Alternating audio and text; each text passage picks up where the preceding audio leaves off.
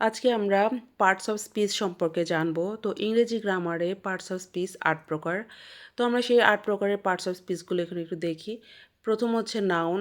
Noun বলতে কী বোঝায়? নাম বোঝায়। যেকোনো কিছুর নাম বোঝাতেই নাউন ব্যবহৃত হয়। তো আমরা এখানে এক্সাম্পল হিসেবে দেখতে পাচ্ছি বুক, ক্যাট।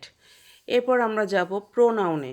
প্রোনাউনটা কি? প্রোনাউন হচ্ছে নামের পরিবর্তে যেটা বসে সেটাই প্রোনাউন। এখানে এক্সাম্পল হিসেবে দেয়া আছে হি এবং শি। ৩ নম্বরে আমরা যাব। ৩ নম্বরে পাচ্ছি ভার্ব। ভার্বটা কি? ভার্ব বলতে কাজ বা অবস্থা বোঝায়। মানে কোনো কিছুর কাজ করাকেই ভার্ব বলা হয় আসলে। তো এখানে উদাহরণ হিসেবে দেওয়া আছে রান এবং ইট। এরপর আমরা যাই ৪ নম্বরে। এখানে দেখতে পাচ্ছি অ্যাডজেক্টিভ। অ্যাডজেক্টিভটা কি? নাউন বা প্রোনাউনের দোষ, গুণ, অবস্থা, সংখ্যা এগুলো আসলে বোঝায়। তো এখানে উদাহরণ দেওয়া আছে বিউটিফুল এবং টল। এরপরে যে ৫ নম্বরে অ্যাডভার্ব। অ্যাডভার্বটা কি? কখন, কোথায়, কিভাবে এগুলো বোঝাতে অ্যাডভার্ব ব্যবহৃত হয়। অ্যাডভার্বের উদাহরণ হিসেবে এখানে দেয়া আছে কুইকলি, স্লোলি। আমরা ৬ নম্বরে দেখতে পাচ্ছি প্রিপোজিশন। প্রিপোজিশনটার নাম কি? সম্পর্ক।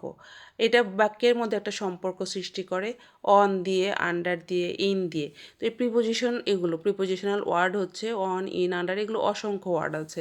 আমরা ৭ নম্বরে দেখতে পাচ্ছি কনজাংশন। কনজাংশন অর্থ হলো যুক্ত করে।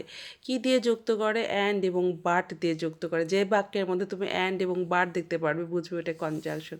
লাস্টে আমরা পাচ্ছি ইন্টারজ্যাকশন। এটা হচ্ছে আবেগ প্রকাশ করা। এখানে উদাহরণ হিসেবে আছে ওয়াও, ওফ। তো এই হচ্ছে আজকে আমাদের আলোচনা।